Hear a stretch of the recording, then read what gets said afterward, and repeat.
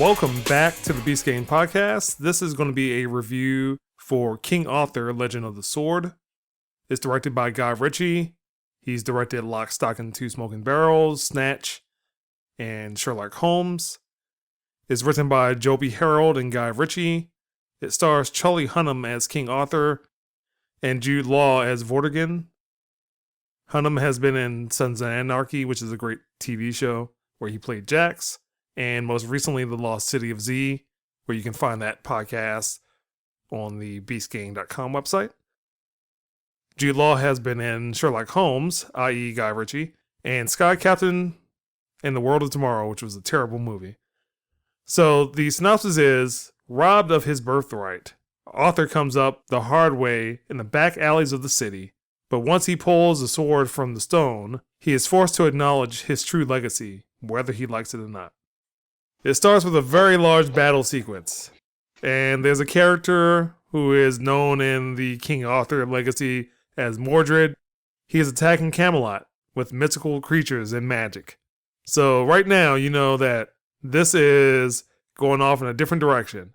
So yeah, because I was about to say, I don't There's think... like giant elephants, and they were like launching fireballs. Basically, Camelot is being overran. Eric Bana plays King Uthar Pendragon, who is Arthur's father, and he's in full battle mode. He's looking down on the battle with his brother Vortigern, who is Jude Law. Arthur right now is just maybe like a child. He's maybe 3 to 4 years old. Uther basically jumps into the battle, decides to intervene, grabs Excalibur, says something to Jude Law about hold down the fort if I fall in battle type thing. Launches himself in the air, flies into like a moving building because all this stuff is on top of these huge elephants. Breaks through. I want to say like sets off like an explosion, then like flies out. And this is all like slow motion, super 300-esque. This is the tone of the movie within the first 5 minutes. And they're on the verge of victory, meaning the people of Camelot. However, everything is like this trap to get Uthar isolated. Uthar tries to flee with his wife and Arthur. And then, I'm trying to remember if I remember correctly, because it happens so many times in the movie. There's like this flaming demon character that is fighting Uthar. And then he and his wife are trying to escape. I think she takes an arrow to the heart. And then Uthar is like struck down. So it turns out this flaming demon character is Vortigern. He wants to control the throne, so it's like a double cross, i.e. Gladiator. And Eric Bana throws the sword in the air. He basically impales himself. Meanwhile, little Arthur is sitting there watching all this stuff. He's being scarred for life. Then once Eric Bana impales himself, he turns into a stone. I'm sorry, yo.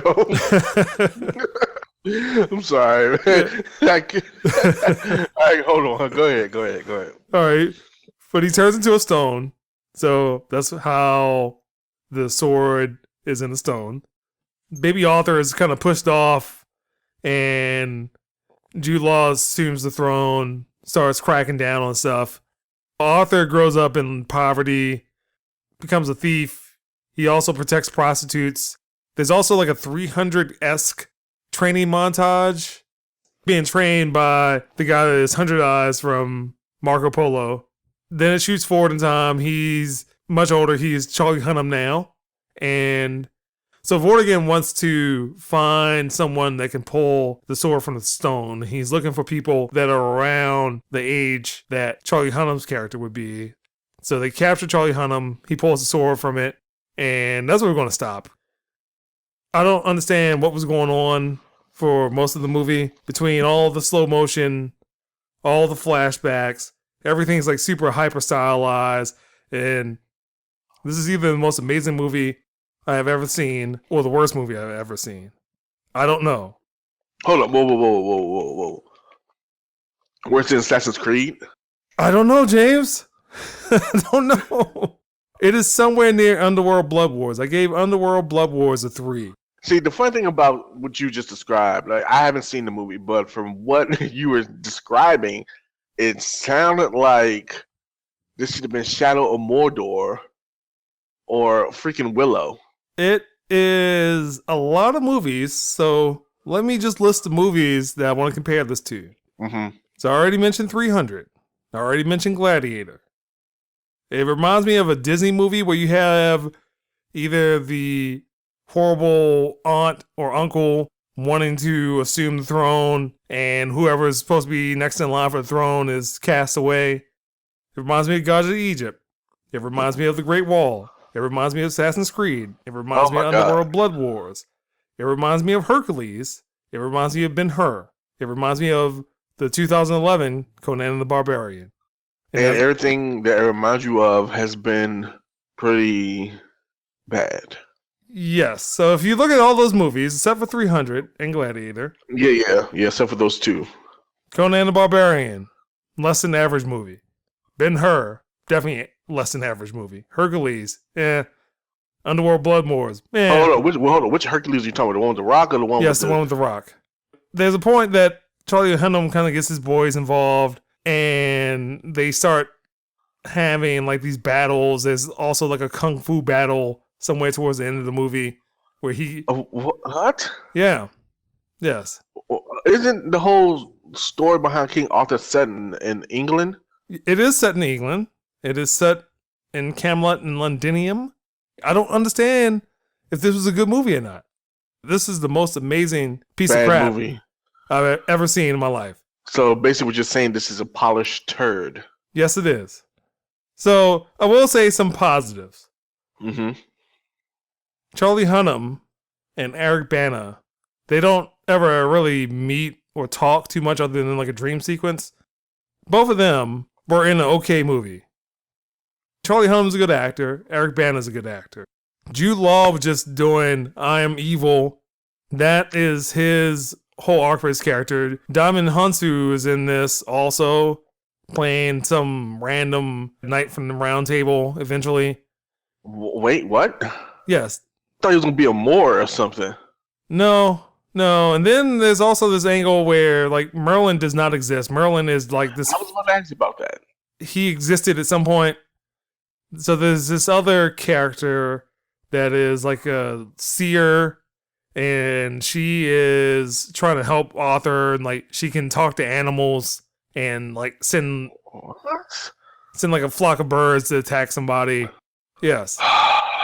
Okay. It's like so hyper stylized. It's so much slow motion. There's a whole bunch of points where there's not any audio, and it's intentionally that it's all quiet. It is like, all right, well, here's this slow motion segment, and it's all quiet. You see everything going on. There isn't any Foley, there isn't any sound effects. Then you have all this kind of mystical angle in it. Jude Law talking to creatures. That's where you threw me off at. When you mentioned the very beginning of this movie, you said there was like some type of creatures. I'm like, oh, wait, like I don't remember King Arthur having creatures like that. That's why I say it reminds me of like Lord of the Rings, Shadow of Mordor, all that shit. Willow, George Lucas's Willow back in the day. It just seemed like it was just over the top. So if you think that, hey, this is Guy Ritchie, the last movie I saw for him was The Man from U.N.C.L.E., which was okay. The who? The Man from U.N.C.L.E. Oh yeah, okay. Which was okay. I didn't necessarily like it. I might give it a 5, but I like Guy Ritchie. He's directed pretty good movies. Like, I mean, nothing like I think outstanding. Snatch, Lock, Stock, and Two Smoking Barrels, yeah, were probably his best movies. He's an incredible director. And then you also have that Sherlock Holmes movie. The second one was worse. The second one was a pretty bad movie. The first one, I can turn that on. This is your term, a popcorn movie. Yeah. And be mildly entertained by it. But this one, I don't know if I ever want to see this again. I don't know if I ever want to see Guy Ritchie direct again. Come on, man. Guy Ritchie's a pretty well-respected director, man. Is it that bad that you think this could be a career killer? James, possibly. The movie had only done a couple $1 million this past weekend. At some point, I started thinking about Antoine Fuqua and that King Arthur movie. See, I was going to actually bring that up. I was going to bring up that movie and ask you which one was better in your opinion. I would have to say at this point, the Antoine Fuqua King Arthur movie that I saw in the movie theater that almost walked out on was a better movie. Oh. See, I respect Antoine Fuqua. At least he tried. I mean, you have some directors don't necessarily go out of their lane. They don't go out of their way to do something different. Antoine Fuqua challenged himself. And he challenged himself, and it came out to be a bad movie, but at least he tried. But to wrap this up, this is the greatest piece of crap that I've ever seen.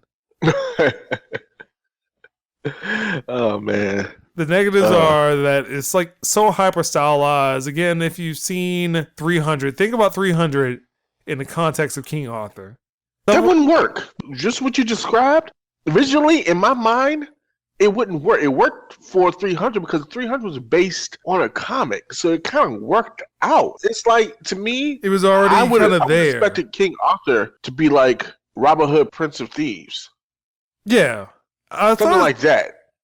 I also started thinking about that movie, that Robin Hood movie with Russell Crowe in it. But yeah, after a while, it was like just so much noise was coming at me as far as the visuals are concerned that I felt like this was just a very long video game cutscene. And visually, it looks very good. It looks great, but just not today, Guy Ritchie. Just not today.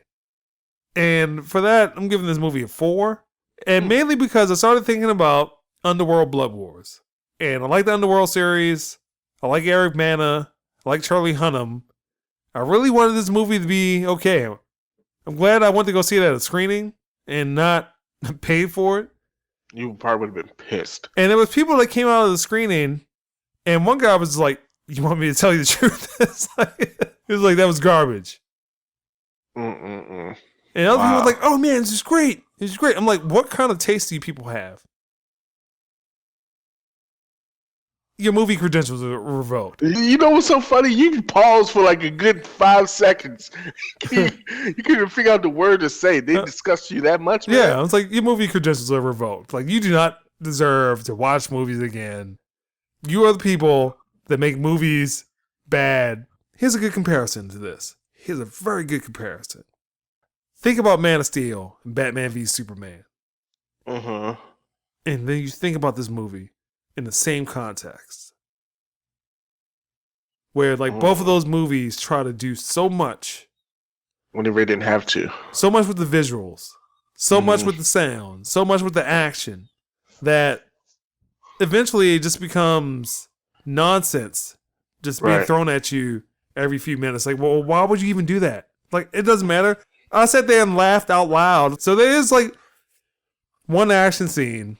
And it was a very good looking action scene that did not have a good payoff. So eventually, I think Charlie Hunnam grabs Excalibur. So it's like the first time he can wield the sword properly.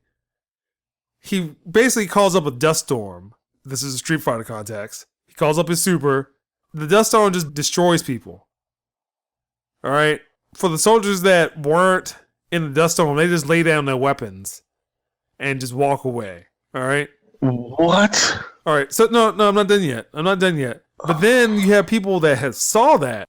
Maybe like 5 seconds later, there's still other guys fighting them. You know what? You just ruined the whole thing just because someone just came up with the concept about this action scene would be cool. This action scene would be cool. Let's write a story around it. And the story that was written around it is complete and utter garbage. And that's Beast Gang Podcast. You can find more of our podcasts at beastgang.com, iTunes, Google Play, Stitcher, TuneIn, iHeartRadio, Twitter, and YouTube.